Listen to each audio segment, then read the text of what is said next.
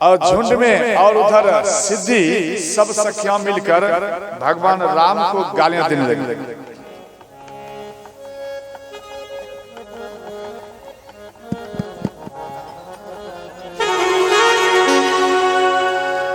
राम जी से पूछे जनकपुर के नारी, बता दब ओ बता दब लोग बातें काहे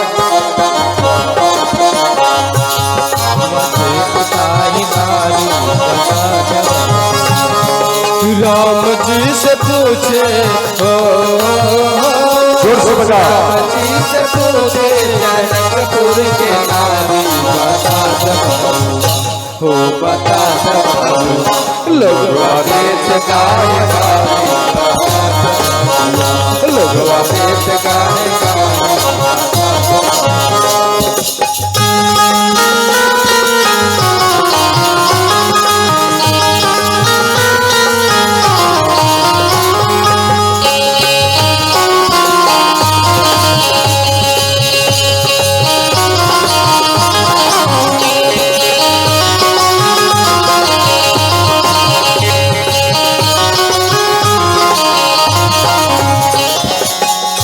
सिद्धि भगवान राम को बोली, हे राम तोहरा से पूछो मैं आहो धनुषधारी, तोहरा से पूछो मैं आहो धनुषधारी, तोहरा से पूछो मैं आहो धनुषधारी, तोहरा से पूछो मैं आहो धनुषधारी।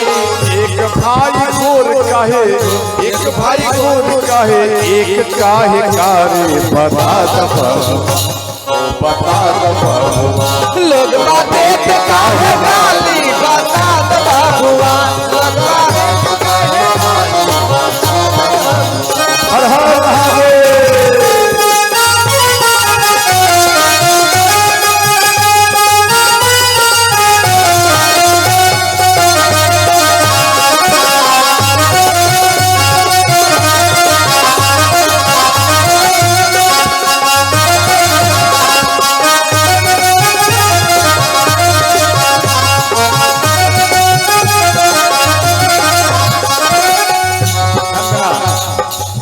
वहां पे वृद्ध माता आई।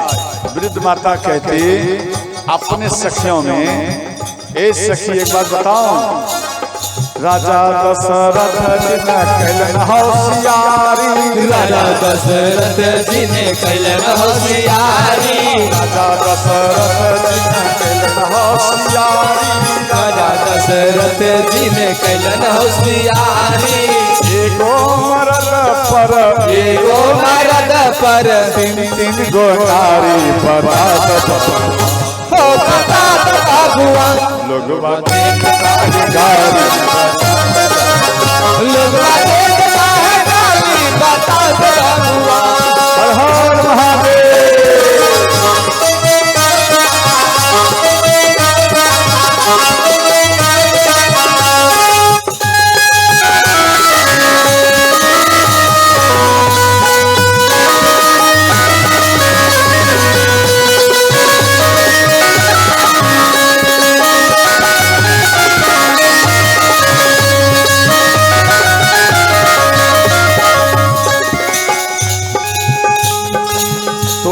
माता कहती गुरु वशिष्ठ को देखकर, गुरु वशिष्ठ को देखकर वृद्ध माता बोली कि बहन एक बार बताओ।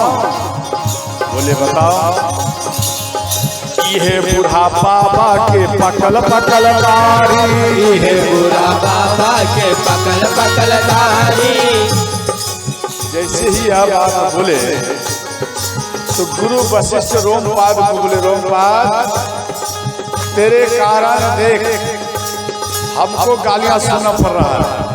तो रोमपाद बोले, गुरु जी भोजन तो बहुत स्वादिष्ट है, ध्यान देना, बरातियों को एक आइटम कम भोजन करवाइए, लेकिन ऊपर से गालियां भरपूर दे दीजिए, बराती खुश हो जाता।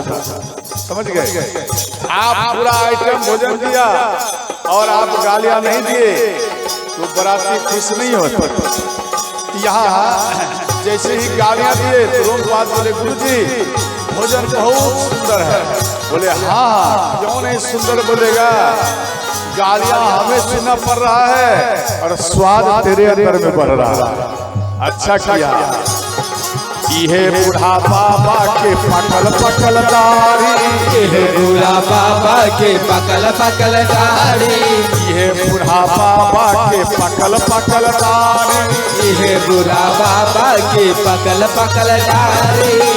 देखना पातर चितर देखना पातर चितर, देखना पातर चितर देखना पातर चितर, हाय भरी थारी बता दो ओ बता दो लोग बातें चाहे लोग बातें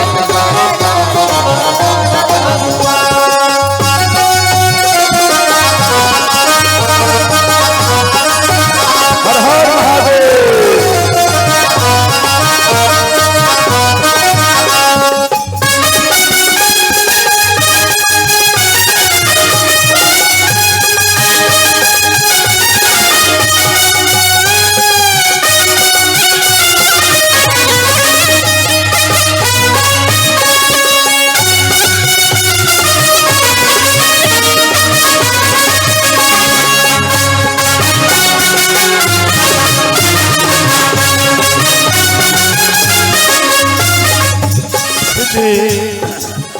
भगवान राम की सरोज सिद्धि बोली, हे राम कहती न सिद्धि लता मन में विचारी, कहती न सिद्धि लता मन में विचारी, कहती न सिद्धि लता मन में विचारी, कहती न सिद्धि लता मन में विचारी।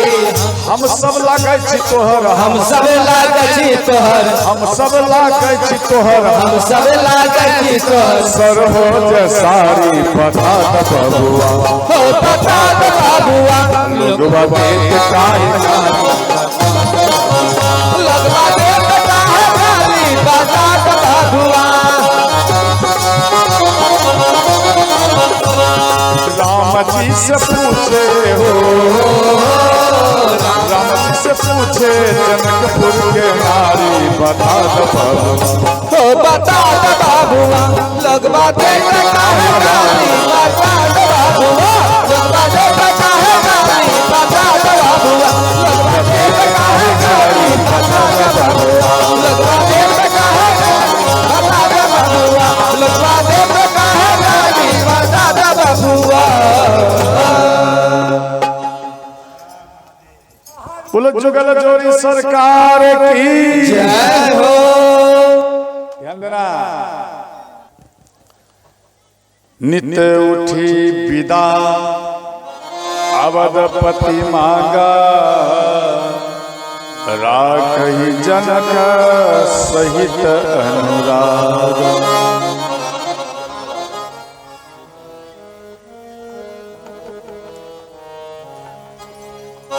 ध्यान देना। तो श्री महाराज दशरथ जी महाराज जनक जी के पास में आया, बोले हे महाराज काफी समय बीत चुका है, अब तो आप हमें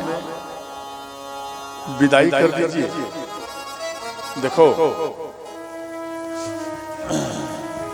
आपकी बेटी जन्म लिया, जन्म से धीरे धीरे बड़ा हुआ, तो वो बड़ी हो रहे हैं और माँ और पिता के लिए वो अभी भी बच्ची है, समझे।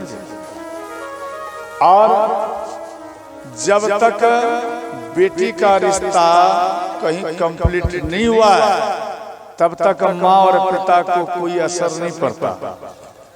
और जैसे ही कहाँ भी आपकी बेटी का रिश्ता ओके हो गया, जब फलाना समय में आपकी बेटी का विवाह होगा, तो तब से माँ और पिता उदास हो जाते हैं, समझे जी। अब हमारी बेटी हमारे पास से मात्र 2 दिन रहेगी, 10 दिन रहेगी, 5 दिन रहेगी। गप करने वाली माता की जय हो, समझ गए। हाँ, हम आपको बोले थोड़ा कंकर ले आओ, एक गुल्लत ले आओ, तब सिर फोड़ूंगा यहां से, समझ गया? तो जब आपका बेटा बेटी जब बड़ी हो गई, रिश्ता ओके हो गया, तो उस टाइम में आपको वियोग सताएगा। अब हमारी बेटी मात्र 10 दिन के लिए, मात्र 1 महीना के लिए, मात्र 5 दिन के लिए, जैसे आप डेट फिक्स किया अपनी बेटी का विवाह करेंगे, उस टाइम आपका एक एक दिन एक एक वर्ष के समान बीतता है, समझ गए? और ऐसा लगता जब हमारी बेटी चली जाएगी। देखो पिता और माँ इनका प्राण कैसा होता है मालूम है? जैसे पापड़ को छाक दीजिए और पापड़ को थोड़ा सा ठोकर लग जाएगा तो क्या होगा? वो टूट जाएगा। उसी प्रकार के माँ और पिता होते हैं। अपनी बेटी के लिए अगर थोड़ा सा भी बेटी को ठेस भी लग जाता है, माँ और पिता को कलेजे में आकर चोट लगती है, समझ गए? अब यहाँ महाराज दशरथ जी महाराज जनक जी के पास में आए, जी आप हमें विदाई कर दीजिए।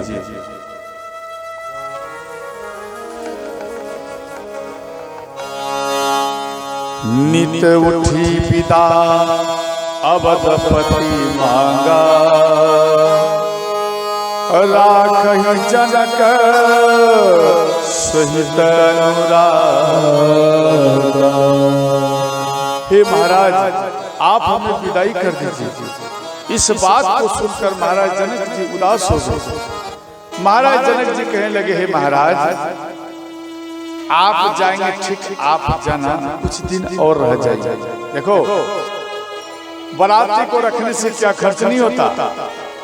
खर्च होता है श्रोता, परंतु पिता को वो खर्च का कोई परवाह नहीं रहता। वो पिता अपने बेटी को विदाई कर नहीं पाते, वो मन में सोचते कि हमारी बेटी कुछ और समय तक रह जाए फिर विदाई। और जब आप विवाह कर दिया बेटी का, तो जैसे ही आप विवाह कर दिए, तो जैसे ही कभी कभी देखना कुछ कुछ लड़के पात्र ऐसे होते, सूर्य उदय ठीक से नहीं हुआ और बेटी का विवाह का नियम जो होता, नियम होता ना, विधि व्यवहार, वो भी ठीक से नहीं हुआ और वो तुरंत बोलेगा ए जल्दी में विदाई करो, लड़ जाता। उन पिता के पास में जाकर लड़ जाएंगे, जब आप जल्दी में विदाई करो। जैसे एक कसाई मानो किसी बकरी को या बकरा को खरीद लिया या गैया को खरीद लिया, उनके गले में अपना पट्टा बांधा रस्सी से, और उसको कैसे खींच कर जाते हैं? जैसे यमराज खींचते ना, यमराज उसी प्रकार से उनको खींच कर ले जाता है। और वो गैया रोती है, वो अपने परिवार के लिए रोती है। उनका परिवार कौन है? उनका परिवार वो है जिनके बीच में वो खेल कूद कर धीरे धीरे गैया बड़ी हुई, उनका वो परिवार है। उसी प्रकार से बेटी है, वो बेटी का परिवार वो है जिन्होंने जन्म दिया और धीरे धीरे आंगन में गोद में वो बेटी धीरे धीरे बड़ी हुई। और वो बेटी जब बड़ी हो गई और उनको जबरदस्ती में खींच कर ले जाता, अब विवाह हो गया, आपको इससे क्या लाभ, आपको इससे क्या मतलब है? आप बेटी को जल्दी में विदाई करो, ऐसा लड़ने लगेंगे। और वो माँ चरण पकड़ लेती है कि कुछ दिन और रहने दीजिए। और वो पिता अपने बेटी का रूप को देख करके वो पिता रोने लगता। अपने बेटी को दूर ना करो, वो पिता अपने बेटी को रोकने के लिए उनके ससुर अर्थात अपने समधी साहब के चरण को पकड़ लेते हैं और कहते समधी साहब इतने दिन रह गया, थोड़ा दिन और रह जाएगा। इस प्रकार से माँ और पिता झुक जाते बेटी के लिए। और यहाँ महाराज जनक जी झुक गए। फिर दूसरा दिन आए कि आप हमें विदा कर दीजिए। तो जनक महाराज दशरथ जी के चरण पकड़ और बोले, हे महाराज कुछ दिन और रह जाए। तो अंत में इधर महाराज जनक जी के पास में महाराज दशरथ जी फिर दोबारा आए। गुरु विश्वामित्र, गुरु वशिष्ठ और सतानंद, गौतम ऋषि, अहिल्या माता, इन दोनों के मिश्रण से एक बेटा प्रकट हुआ सतानंद मुनि। वो सतानंद मुनि जनक महाराज के पुरोहित थे। वो सतानंद मुनि आए और महाराज जनक जी को समझाए। बोले, हे महाराज, एक ना एक दिन बेटी को विदाई करना पड़ता है, इसलिए अब तो आप अपनी बेटी को विदाई कर दीजिए। सबके बात को ये मान लिए। अंत में ये बात आकर के अपनी पत्नी सुनैना के पास में आकर बोली। सुनैना सुन करके रोने लगी और ये नगरवासियों में ये बात फैल गया। नगरवासी सब कोई सीता सीता कहकर रोते हुए और जनक महाराज के महल को सुरपाओ। और इधर माँ सुनैना अपने बेटी सीता को गोदी में ली। बोले, बेटी आप ससुराल जा रही हैं, आप बेटी जाओ, लेकिन इन माँ को कभी अगर बेटी आपको समय मिले, आप अपने ससुराल में काम काज करना। मानो जब तुझे थोड़ा समय मिलेगा तो इन माँ और इन पिता को एक बार याद करना, और इन माँ और पिता को आप कभी भूलना मत। देखो, आपके पास में परिवार है, आपके पास में पूर्ण फैमिली है, आप जी लेंगे। लेकिन एक बेटी के पास में कोई फैमिली नहीं है। वो एक बेटी एक अदर स्थान में जाकर आपकी बेटी वहां रहेगी। कभी कभी ससुराल वाले से मानो नहीं रटा पटा तो वो आपकी बेटी को डांटेंगे। और कभी कभी ऐसा स्थान में होते कि पति दारू पी करके आता, जब तक विवाह नहीं हुआ ये बात को कोई नहीं जान पाया जे लड़का दारू पीता, परंतु जब विवाह हो गया सब बात प्रकट हो जाता। और एक पिता को बेटी नहीं कहते कि मेरे पति दारू पीते। क्यों? इसलिए नहीं कहती क्योंकि मेरे पिता हमको विवाह किया, इतना कष्ट से जमीन जायदाद को बेचकर हमारे पिता विवाह किया, और अगर मेरे पिता इस बात को सुनेंगे तो मेरी माँ और मेरे पिता टूट कर गिर जाएंगे। इसलिए इन बात को शेयर नहीं करते, इन बात को बेटी छुपा लेती है। और वो अकेला ससुराल में है, और कभी सास आया एक डंडा लगा दिया, कभी देवर आया एक डंडा लगा दिया, कभी ननद आई एक थाप लगा दिया। अर्थात आपकी बेटी बीच में है और चारों बगल से घेर कर आपकी बेटी का डंडा से पिटाई करता है। अरे सब कोई मार रहा है तो चलेगा, लेकिन जो जीवन साथी बने अगर वो आपके बेटी को मानो डंडा से पीटता है, वो बेटी जीते जी वो नरक वो बेटी रोती है और बार बार रोती है और कहती है, हे पिताश्री, आप अच्छा जानकर आप हमारा विवाह किए, परंतु ये छुप करके अब ये प्रकट हो गया, अब ये दारू पीता है और ये बात अपने परिवार में मानो फैला दिया, अपने ससुर को बोल दिया। तो वो बेटा अर्थात वो पति वो दारू पी कर आते और अपने पत्नी का झोटा पकड़कर अपने पत्नी का झोटा पकड़कर और घिसिट घिसिट कर जमीन में उसको पटक पटक कर मारता। वो आपकी बेटे दूर में रहकर पिता पिता का खिलाती, जी पिताश्री, हमने कौन सा बड़ा अपराध किया कि विधाता ऐसे पति से हमको विवाह कर दिया। और ये पति, हे पिताश्री, हमें पटक पटक कर ये हम पिटाई करते।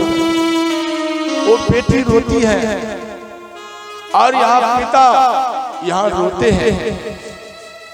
और इतने में राम आ गए। राम मां सुनैना के चरण में प्रणाम किया और सुनैना के चरण में प्रणाम कर और भगवान राम बोले, माँ आप हमें आशीर्वाद दो माँ, अब हम घर जा रहे हैं। मां सुनैना राम को हाथ बोले, हे राम, मेरी बेटी सीता आपके साथ में जा रही है। अगर मेरी बेटी सीता से मानो अनायास किसी प्रकार की त्रुटियां हो जाए, गलतियां हो जाए, तो आप मेरी बेटी सीता को आप कष्ट मत देना, आप उसको दंड मत देना, उसके बदले में क्षमा स्वयं मैं मांगती हूं। माँ बेटी के सुरक्षा के लिए, उनके रक्षा के लिए माँ झुक जाती है और राम के चरण में गिर गई मां सुनैना। राम के चरण को पकड़ लिए और बोले, हे राम, मेरी बेटी सीता को आप क्षमा कर दें। भगवान राम तुरंत अपनी मां के हाथ को पकड़ लिए और बोले, मां आप मत घबराओ, हम सीता को अपने प्राण से भी ज्यादा प्रेम दूंगा और कभी कष्ट नहीं दूंगा। जब मां सीता स्वयं अकेली वनवास जा रही थी एक धोबी के कहने पर, तो भगवान राम को सीने में चोट आया। भगवान राम बार बार रोते थे, हे विधाता, हम अपनी मां सुनैना को वचन दिया हो, जे आपकी पुत्री सीता को हम प्राण से भी ज्यादा प्रेम दूंगा, और आज ये मेरा प्राण, आज ये हमारी पत्नी सीता आज हमें छोड़ करके जा रही है। अर्थात मेरा वचन झूठा हो गया, मेरा वचन झूठा है। मां सीता आकर के भगवान राम के चरण में प्रणाम किए, बोले, हे नाथ, आप क्यों उदास, आप उदास मत रहिए। मेरे जीते जी अगर आपके ऊपर कलंक आ गया तो मेरा जीना बेकार है, और हमारे रहते हुए आपको कोई समाज में उंगलियां दिखावे तो हम वो बर्दाश्त नहीं कर सकते। इसलिए नाथ, आप अयोध्या में रहिए, और आज मैं अयोध्या को छोड़ करके आज मैं वन में जा रही हूँ, आज मैं वन में जा रही हूँ। हे नाथ, आप मेरे ऊपर सदा कृपा बना के रखना। भगवान राम के चरण में मां सीता प्रणाम किए और मां सीता वन में गई। कई प्रकार के कष्ट मां सीता से, और उसी को याद कर भगवान राम बार बार रोते थे। और इधर मां सीता के चरण में, मां सुनैना के चरण में भगवान राम प्रणाम कर चले आए। और इधर श्री मां सुनैना अपनी बेटी सीता को गोद में बिठाया, बोले, बेटी, आप ससुराल जा रही हैं, आप जाओ, लेकिन बेटी सब कोई भोजन कर ले तब अंत में आप भोजन पाना। अर्थात सबको पहले भोजन पवाना और अंत में भोजन पाना। कभी कभी ऐसा होता बेटी, आप जब भोजन पवाएंगे तो भोजन समाप्त हो जाता है। भोजन नहीं बचा, बेटी घबराना मत, आप किसी को मुख मत खोलना। आप एक गिलास जल को गर्म करना, थोड़ा नमक को डाल देना और उस जल को आप पी जाना। लेकिन बेटी जल पी करके जीविका निर्वाह कर लेना, लेकिन बेटी किसी के पास मुख को मत खोलना। पहले और अंत में सब सो जाए तो अंत में बेटी सोना, और सबके जगने से पहले आप जगना। देखो ये संस्कार अपनी बेटी को मां दे रही है। सबको जगने से पहले आप जगना। आज की बेटियां क्या करती हैं? सास झाड़ू मार दिया, ध्यान देना, सास झाड़ू मार दिया, पोछा लगा दी और भोजन भी बना दिए। जब भोजन देख लिया कि अब तैयार हो गया, इसके बाद ये धीरे धीरे अब वो उतर कर आएगी, बेड पर से उतर कर आएगी और अंत में कहेंगे सासू माता को थोड़ा चाय दे। आज की बेटियां ऐसी, लेकिन ऐसा नहीं करना चाहिए, समझ गए? अपने सास से प्रेम करो माँ के जैसा, अपनी माँ के जैसा प्रेम देना करो। तो अंत में ध्यान देना, माँ सुनना कहती कि बेटी आप मेरे घर की लक्ष्मी हैं, तू लक्ष्मी मेरे आंगन की, तू लक्ष्मी मेरे आंगन की, तू लक्ष्मी मेरे आंगन की, तू लक्ष्मी मेरे आंगन की। जा बेटी घर साजन की, जा बेटी घर साजन की, तुलसी मेरे आंगन की, तुलसी मेरे आंगन की।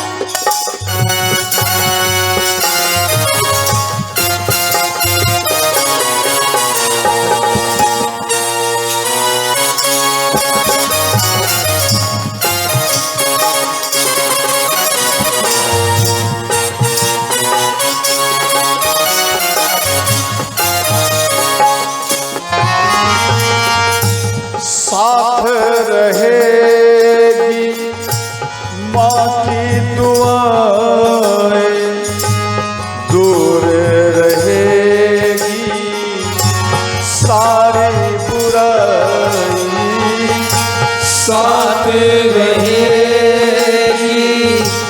माँ की दुआएं, दूर रहेगी सारी बुराई। देखो माँ क्या कहती, बेटी आपके ऊपर जो संकट आवे वो संकट आपको नहीं आवे, वो संकट मेरे ऊपर आवे।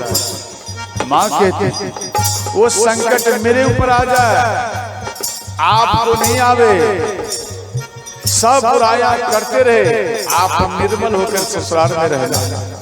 माँ इस प्रकार से अपने बेटी को समझाती है, ज्ञान देती है। साथ रहेगी माँ की दुआएं, दूर रहेगी सारी बुराई। साथ रहेगी माँ की दुआएं, दूर रहेगी सारी बुराई। नन्ही सी कली मेरे उपवन की, नन्ही सी कली मेरे उपवन की। तो लक्ष्मी मेरे आंगन की, तू लक्ष्मी मेरे आंगन की।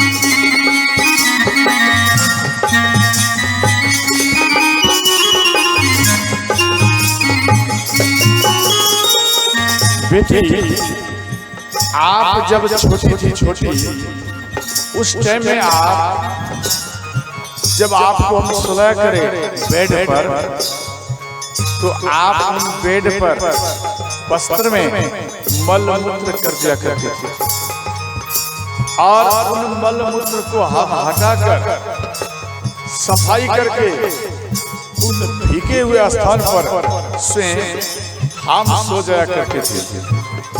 और जो सूखा स्थान था बेटी, उन स्थान में हम आपको सुलाया करते, और उसके बाद आप सोती थी। जब आप सो जाए तब हमको नींद आता था, वरना हम रात भर जगे रहते थे। नींद की जैसी दौलत खोई, जब तू सोई तब मैं सोई।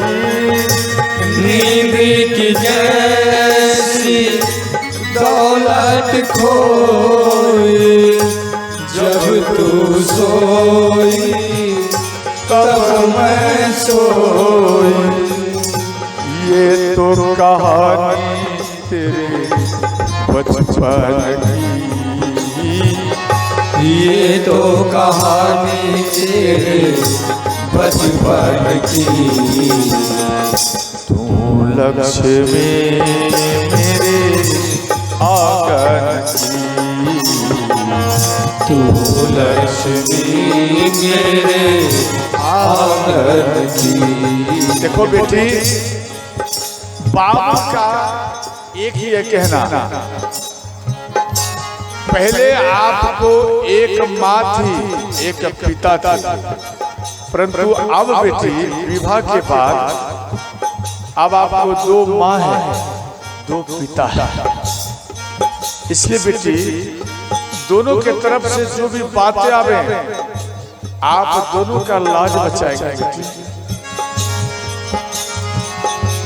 बाबुल का बस ये है कहना, लोग लाजई जत है कहना।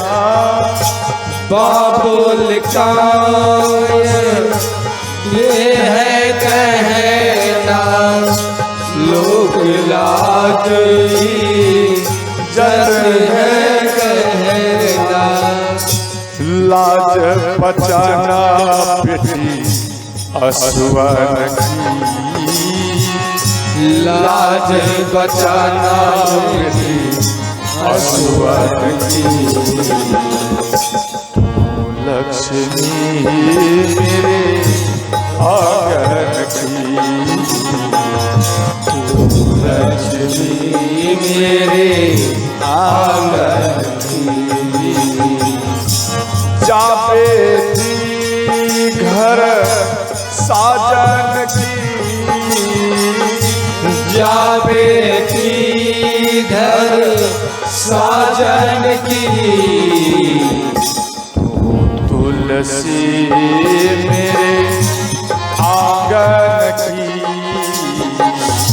तुलसी मेरे आंगन की बेटी जब तक तेरा विवाह नहीं हुआ था तब तक तू हमारी थी। देखो कैसा ये संसार रीति बनाया। एक बचपन से बेटी को इतना बड़ा कष्ट सहना पड़ता।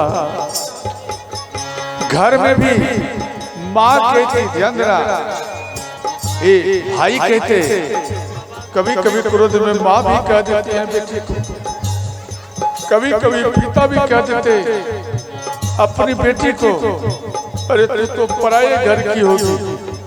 ध्यान देना, बेटी को परिवार जिन्होंने जन्म दिया और वो कह देते अरे तू तो पराये घर की होगी।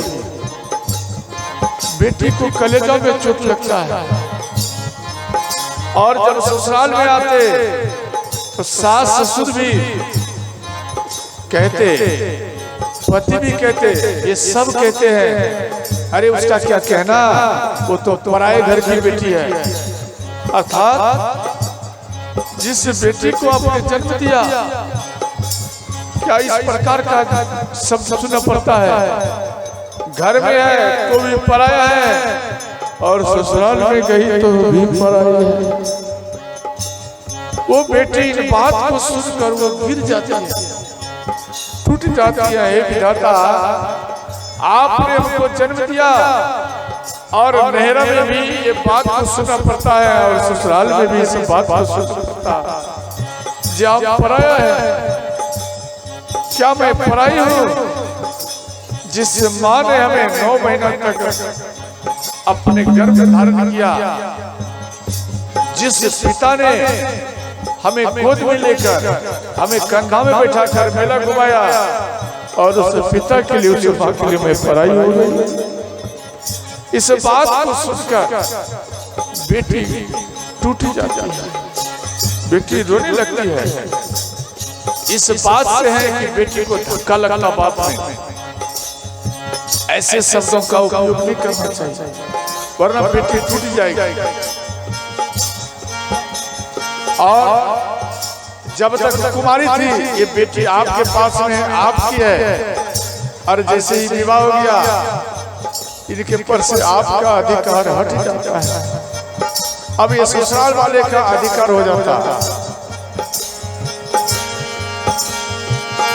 सब कुछ है अब साजन तेरा, कुछ भी नहीं हक तुझ पर मेरा। सब कुछ है अब साजन तेरा, कुछ भी नहीं हक तुझ पर मेरा। जिस बेटी के ऊपर इतना हक था, अब वो हक नहीं रहा, अब उनके साधन का हक आ गया।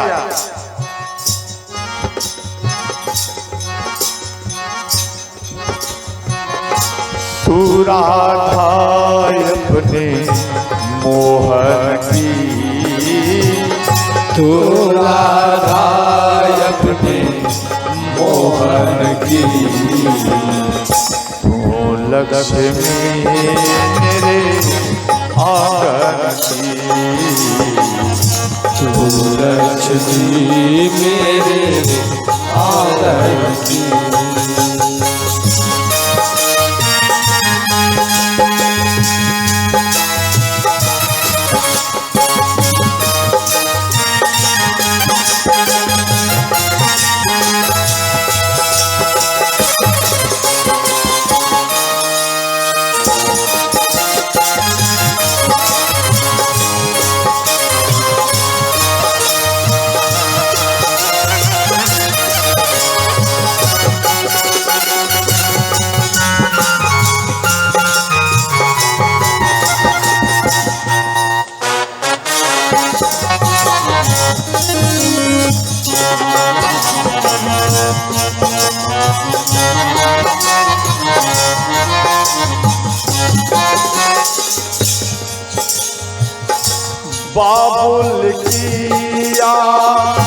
बात रुधिर है द्वार पे तेरी डोली खड़ी है। बाबुल किया बाज रुधिर है द्वार पे तेरी डोली खड़ी है। हालत बुरी है तेरे सखिया की, हालत बुरी है तेरी सखिया की। तू लगे मेरे आकर की, तू लक्ष्मी मेरे आंगन की। देखो माँ कहती कि बेटी राह वफा में बेटी संभलना, अब उस घर से मर कर निकलना। राह वफा में बेटी संभलना, अब उस घर से मर कर निकलना।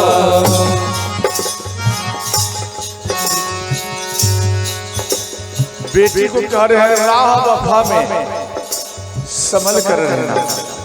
जैसे कभी कभी ऐसा समय आ जाता, ध्यान देना, कभी कभी ऐसा मोड़ पर समय आ जाता कि ना ससुराल वाले का बात मानना पड़ता, नहीं सहन कर पाते, और नहीं नहरा से बेटी दोनों पक्ष में टूट जाते हैं। अब इतना टूट जाते, इतना टूट जाते, ना इधर का और ना उधर का, ना इधर का ना उधर का रहती, और ये टूट जाती। और बेटी अंतिम चरण का रास्ता ढूंढती। ध्यान देना, बेटी का विवाह में माँ क्या करती मालूम है? जमीन जायदाद को बेच देती और कर्ज भी उठा लेती हैं बेटी के विवाह में, कई माताएं, कई पुरुष। और जब उठा लिया कर्ज, तो उठाने के बाद में कर्ज ज्यादा हो गया, बेटी का विवाह कर दिए, कर्ज वाले परेशान करते। तो बेटा क्या करते, ध्यान देना, माँ को घर से बाहर कर देते, पिता को, और वो पिता और माँ बाहर में एक झोपड़ी बनाकर माँ रहती है, और बेटा महल में है। ध्यान देना,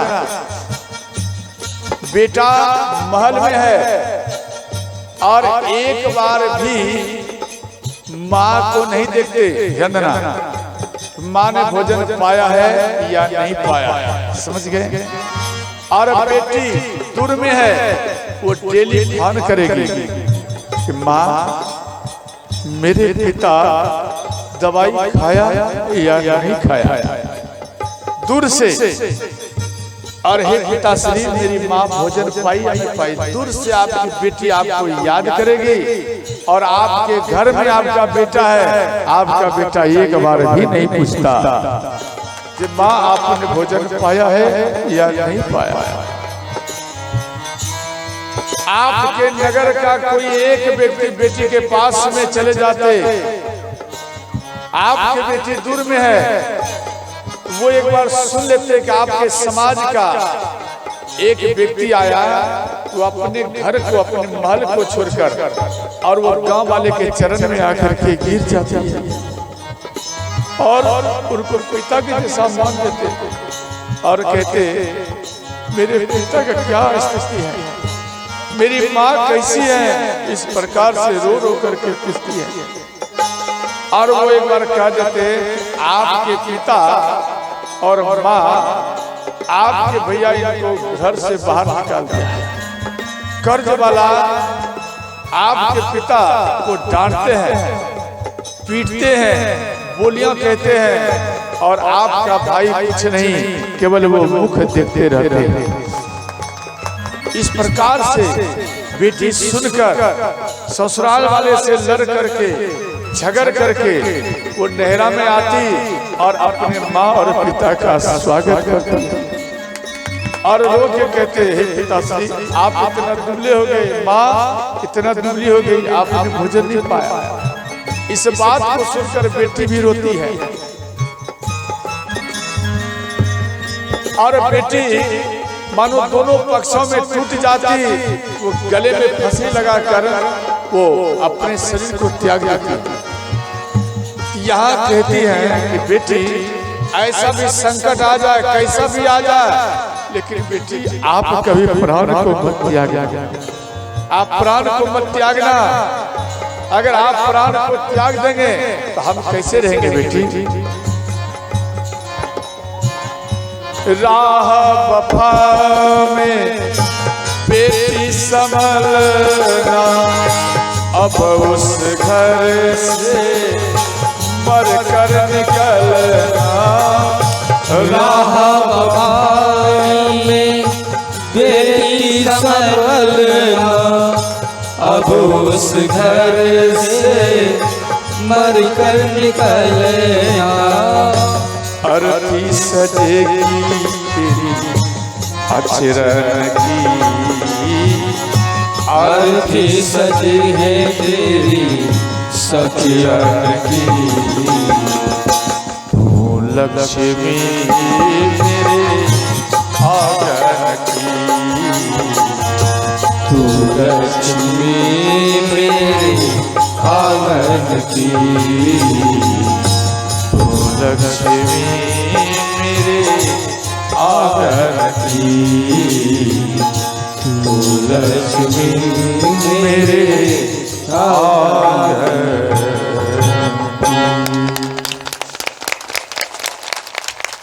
इस प्रकार से माँ रोती है, बेटी रोती है। देखो जब माँ सीता सखियां लेकर आगे बढ़ी माँ सीता को, तो एक तोता मैना माँ सीता पाली थी, समझ गए। तोता मैना वो रोती है, माँ सीता एक कहार के पास में आया और कहार में बैठने के लिए जा रही हैं और इधर जब आए, ध्यान देना, जब आए तो अंत में तोता मैना रोने लगे, बोले माँ कहाँ जा रही हो, माँ हमें छोड़कर कहाँ जा रही हो, माँ हमें छोड़कर कहाँ जा रही हो।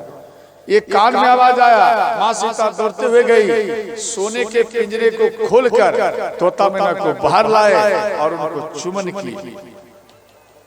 अब जब चुमन किए, ध्यान देना, तो चुमन करने के बाद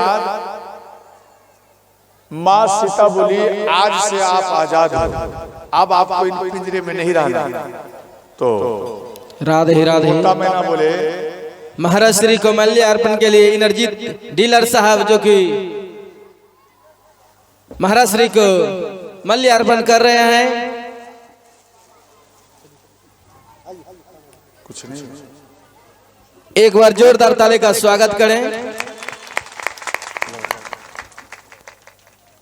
एक भी नहीं रखता बच्चा, बहुत सुंदर।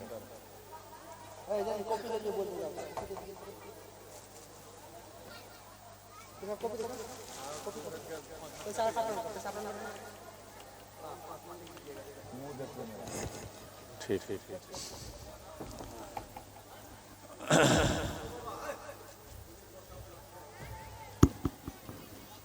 हम डीलर साहब को आग्रह करें कि आप दो शब्द रखने की कृपा करें। जय सिया राम।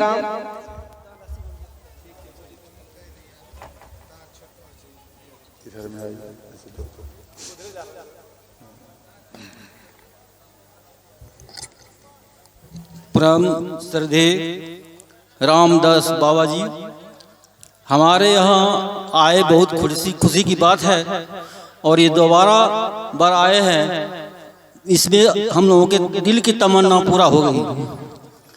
सर्वप्रथम ये कहेंगे कि कोई भी हमारे यहाँ अतिथि आते हैं तो यह परंपरा रही है भारतवर्ष की कि अतिथि देवो भव। अतिथि जो होते हैं देव होते हैं और इनका सम्मान करना चाहिए और पूरे गांव समाज अगल बगल के लोगों के द्वारा होना चाहिए। बाबा से मैं विनती करता हूँ कि मेरे गांव में एक कट्ठा भी जमीन जो है ये सामूहिक स्टेज बनाने के लिए नहीं है, लेकिन इस बार अनिरुद्ध प्रसाद शाह और वार्ड जो है मनीष कुमार शाह ने जमीन का जो है दान किया है, जिसमें हम आपसे अनुरोध और आशीर्वाद मांगते हैं इस स्टेज को बनाने में और स्कूल को बनाने में हम लोगों को, हमारे गांव को आशीर्वाद देंगे, जो कि सब लोगों ने मिलकर हार्दिक, मानसिक और शारीरिक सब तरह से हिम्मत देकर उस स्थान को देव स्थान, सरस्वती स्थान, उसके बाद स्कूल निर्माण का कार्यक्रम होगा, जिसमें आपका आशीर्वाद महत्वपूर्ण है। यह धरती जो है, यह प्रकृति जो है धर्म पर, भारत धर्म का देश है, इसलिए यहाँ धर्म की कमी नहीं होनी चाहिए। हर जगह भागवत कथा, गीता पाठ हो रही है। इसी तरह हमारे गांव में भी इन लोगों ने जयरामजीत और रविंद्र साहब ने विशेष जोर देकर इन्होंने यह प्रोग्राम करवाया है। बहुत खुशी की बात।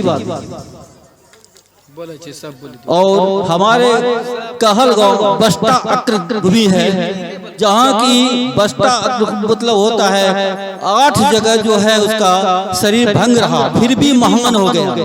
इसलिए किसी के चेहरा या खूबसूरती मत जाइए, काम के ऊपर जाइए, नाम उसका होगा। बहुत बहुत धन्यवाद बाबा, प्रणाम। डीलर साहब के लिए एक बार जोरदार ताली का स्वागत करें। कुछ दान आए हुए हैं।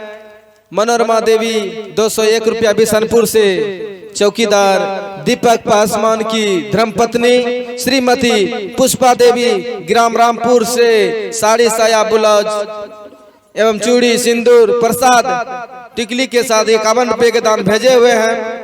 रुमा देवी चन्नो से 50 रुपये के दान, श्याम पासवान 51 रुपये, श्रीमती चित्तनारायण पासवान। तो ध्यान देना, माँ सीता उन तोता मैना को आशीर्वाद दिए कि आप जनकपुरी में रहिए। तोता मैना बोले कि माँ हम नहीं रह सकते, आपके साथ में हम जाएंगे। तो माँ सीता बोली आपको जनकपुरी में ही रहना पड़ेगा, मानो मेरे वियोग में कोई प्राण त्यागेगा, आप प्राण मत त्यागने देना।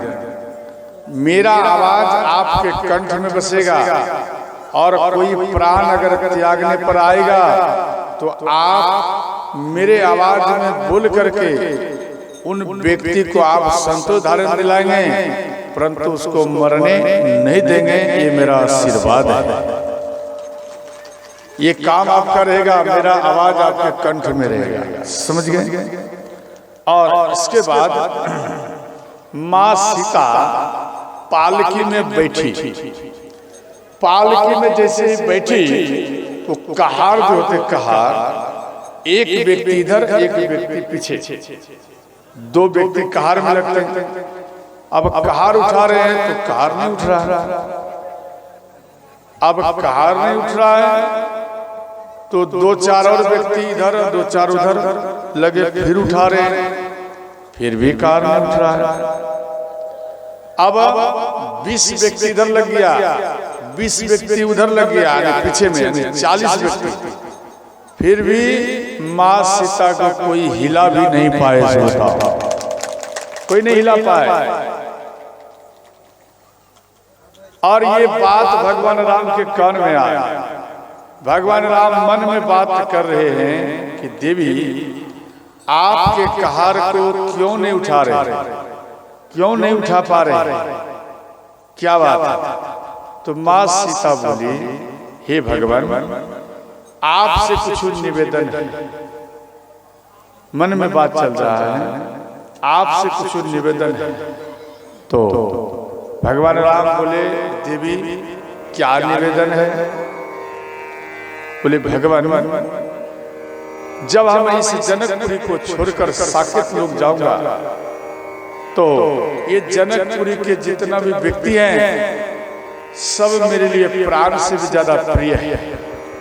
इसलिए आपसे विशेष नम्र निवेदन है भगवान कि आप इन सभी नगरवासियों के यानी जनकपुर के नगरवासियों को सबको आप अपने लोक में स्थान देना, यही मेरा मांग है, तभी ये पालकी उठेगी। भगवान राम बोले देवी तथास्तु, ऐसा ही होगा। इतने में कहार आकर माँ सीता के चरण में प्रणाम किया और चरण में प्रणाम कर माँ सीता जन्ना रोने लगी और कहार इस सब व्यक्ति रोने लगे। बोले माँ क्या बात है जे आपके चरण आपके पालकी को नहीं उठा पा रहा? माँ सीता बोली भैया अब आप पालकी उठाइए, अब ये पालकी उठ जाएगी। तो जैसे ही पालकी को उठाने के लिए गए 20 आदमी, तो 20 आदमी का जरूरत नहीं, एक आदमी से ही वो फूल के समान हो गया पालकी, फूल के समान। जैसे ही उठाए जैसे खाली पालकी को हम उठा रहे हैं ऐसा महसूस हुआ, पालकी समेत हल्का पड़ गया और जैसे ही उठाए सब खुश हो गए। इसके बाद जा रहे हैं तो जैसे ही आगे चले तो श्री जनक महाराज ये भी पीछे पीछे जा रहे हैं, समझ गए? तो कुछ दूर जाने के बाद महाराज दशरथ जी थोड़ा रथ में पलट करके देखे महाराज जनक जी आ रहे हैं। अब जनक महाराज को महाराज दशरथ जी रथ को रोके और जनक महाराज के पास में आया। बोले हे महाराज आप काफी दूर आ गया, अब आप एक काम करिए, आप वापस हो जाइए। बोले नहीं नहीं महाराज कुछ दूर और चलिए, हम आपको छोड़, समझ गए? तो जब यह बात बोले तो महाराज दशरथ जी रथ में बैठे और जा रहे हैं और महाराज जनक जी भी जा रहे हैं। यहाँ पर गोस्वामी जी लिखे हैं बहुरी बहुरे कौशलपति कहई, बहुरी बहुरी कौशलपति कहई, जनक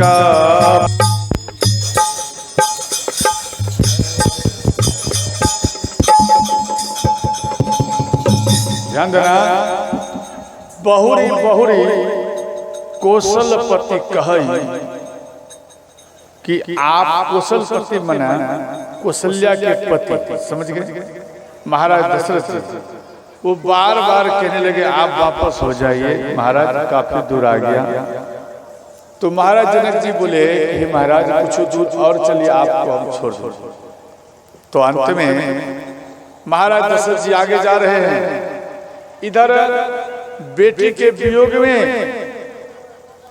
महाराज जनक जी को रास्ते में कुछ मालूम नहीं पड़े, जे कहाँ कंकर है कहाँ पत्थर है सब भूल गए, केवल बेटी का पालकी देख रहे हैं और जा रहे हैं। तो चरण में एक शिला का ठोकर लगा तो महाराज जनक जी ध्यान से जमीन में गिर गए और एक शिला का चोट लग गया सिर में, तो सिर फट गया और वो रक्त बहने लगा। उन रक्त से शरीर लाल हो गया और जमीन में धूली लिपट गया, धूली मतलब मिट्टी लिपट गया। और जब मिट्टी लिपट गया तो महाराज दशरथ जी फिर दोबारा देखे, तो जैसे ही दोबारा देखे तो शरीर तो लाल हो गया। बोले भैया जरा रथ को रोको, तो रथ को रोका गया। महाराज दशरथ जी उतरे, इतने में पालकी भी रोक दिया गया। माँ सीता मन में सोची अभी तो अयोध्या नहीं आया है, तो ये पालकियां कैसे रोक गया? तो उसमें पर्दा रहता, पर्दा को थोड़ा हटा कर देखे तो महाराज जनक जी रो रहे हैं बेटी के वियोग में, और सिर फूट गया, शरीर लाल हो गया। तो माँ सीता चारों बहन दौड़ते हुए पिता पिता कहते हुए अपने पिता के शरीर में लिपट गए और अंत में बोले, हे पिताश्री, आपका सिर फूट चुका, आपका शरीर लाल हो गया। महाराज जनक जी बोले, बेटी हमें मालूम नहीं मेरा सिर फूट गया, लेकिन बेटी आप क्षमा करना, तेरे वियोग को हम सह नहीं पाए, और बेटी आप क्षमा करना, इतना दूर तेरे पीछे पीछे हम आ गए। अंत में माँ सीता का दृष्टि पड़ा एक गौ माता के पास। गौ माता भी रो रही थी।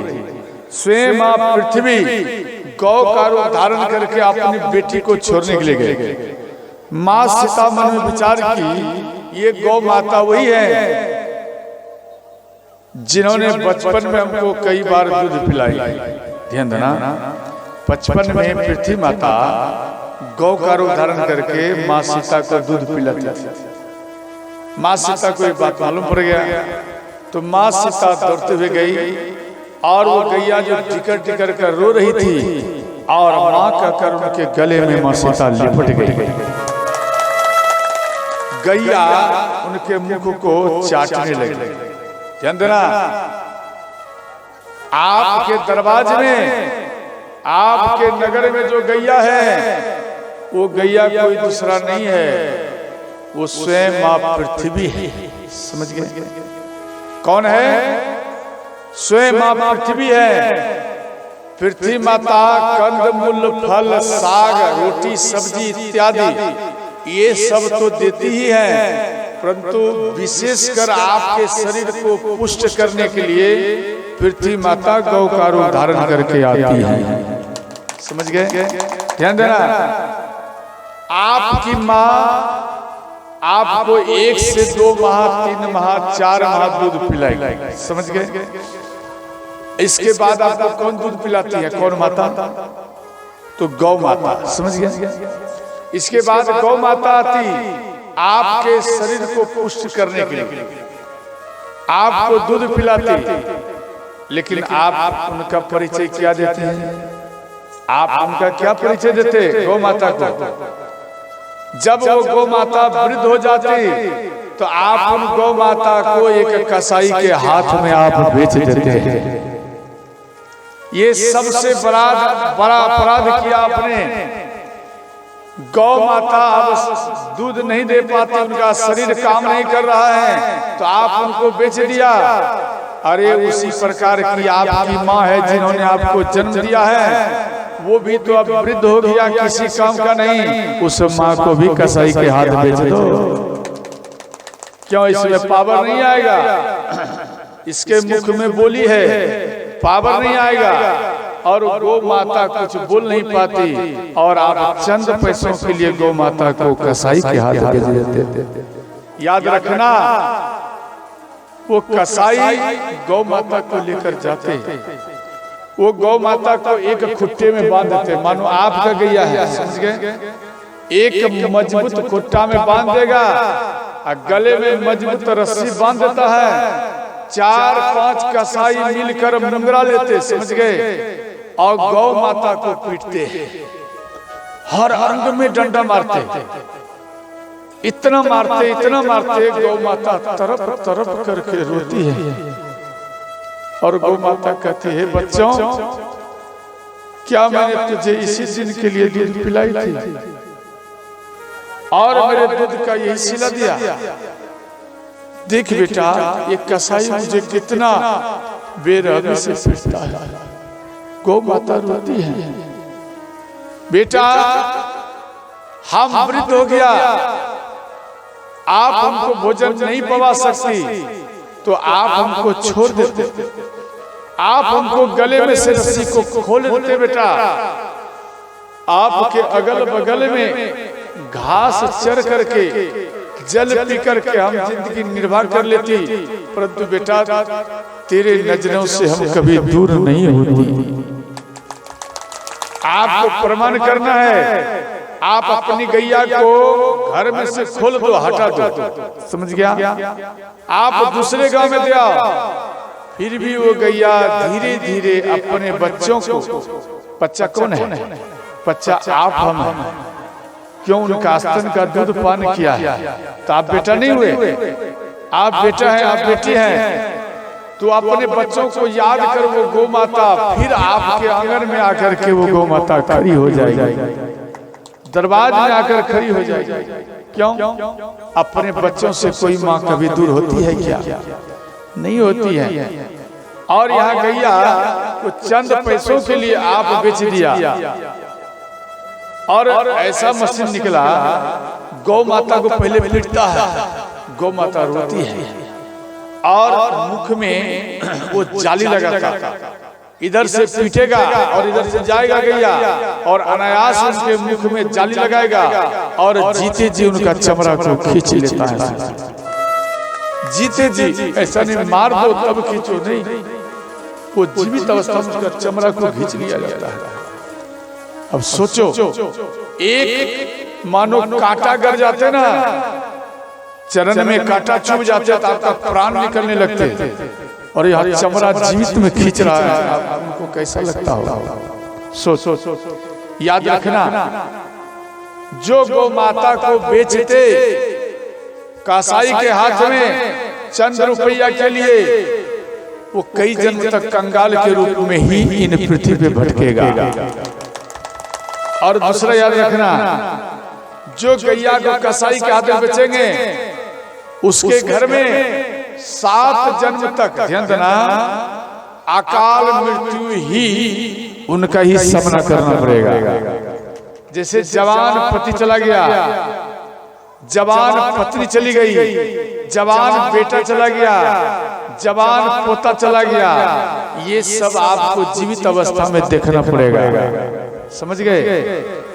और इसी का दोष है, इसलिए कभी भी भूल से गैया को आप कसाई के हाथ में मत बेचना, समझ गए? अंत में वो गैया माँ सीता के आंचल को पकड़कर, हाथ को पकड़कर अपने मुख में लिए और उनको पालकी में बिठाए, बोले बेटी आप जाओ, और इस माँ को कभी जीवन में मत भूलना, इस माँ को आप बराबर याद करते रहना। माँ सीता आगे बढ़ी, ध्यान देना, जैसे आगे बढ़ी, अयोध्या के नगरवासी सब जान गए कि सीता आ गई।